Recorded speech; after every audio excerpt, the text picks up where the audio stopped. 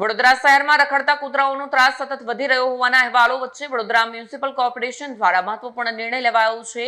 શહેરમાં મુક્ત રીતે ફરતા રખડતા કૂતરાઓની વસ્તી ગણતરી કરવામાં આવશે.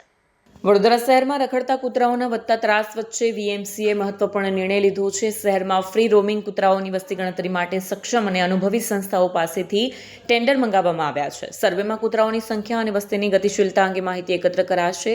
તેના આધારે માનવતાપૂર્ણ એનિમલ બર્થ કંટ્રોલ એબીસી કાર્યક્રમને વધુ અસરકારક બનાવાશે. શહેરમાં કૂતરાના કરડવાના બનાવો વધ્યા છે અને આ વર્ષે અત્યાર સુધીમાં 6,463 લોકોએ હડકવાની રસી લીધી છે. ત્યારે વસ્તી ગણતરીથી કૂતરાઓની વાસ્તવિક સંખ્યા જાણી તેના નિયંત્રણ માટે આયોજન કરવામાં આવશે.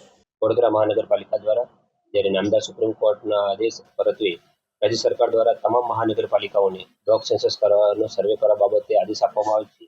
જે અનુસંધાને વડોદરા મહાનગરપાલિકા દ્વારા અગાઉ પણ સાયન્ટિફિક વે જે ગાઈડલાઇન છે ભારત સરકારની એ અનુસાર 2014ની અંદર સર્વે કરવામાં આવ્યો હતો.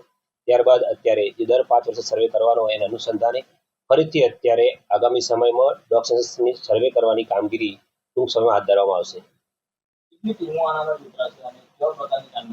જનરલી 2 થી 3 ટીમો નું પ્લાનિંગ હોય છે. દરેક ટીમ વોર્ડ વાઇઝ, વોર્ડની સ્ટેટ વાઇઝ અને સ્પેસિફિક લાઇન વાઇઝ કામગીરી કરે છે જીપીએસ લોકેશનના મેપિંગના આધારે. જે તે વિસ્તારની અંદર જે એમને ડોગ્સ દેખાતા હોય અને સેટેલાઇટ વ્યૂ મારફતે જીપીએસ લોકેશન જે આપણે લોન્જિટ્યુડ લેટિટ્યુડ લેતા હોય છે એ ધોરણે તે દરેક ડોગને આઈડેન્ટિફાય કરી કેટલા ડોગ્સની અંદર સ્ટરલાઇઝેશન થયેલું છે, કેટલા સ્ટરલાઇઝેશન અનસ્ટરલાઇઝ ડોગ છે, સાથે સાથે લેક્ટેટિંગ ફિમેલ્સ કેટલી છે, કોઈ પપીસ જોવા મળતા હોય તો એ રીતે કોઈ કેસની અંદર સ્કિન ડિસીઝ ધરાવતા કોઈ બીમાર મતલબ એમને જણાતા હોય સ્કિન ડિસીઝ એ ટાઈપના ડોગ્સ પણ આઈડેન્ટિફાય કરવામાં આવે છે. વિવિધ અલગ અલગ પેરામીટર્સ છે સ્ટ્રે ડોગ બાબતના એ અનુસાર આગળની કાર્યવાહી કરવામાં આવે છે.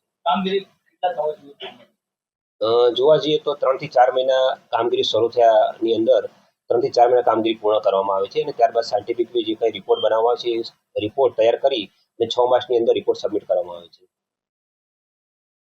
Bureau report Satya TV news Vadodara.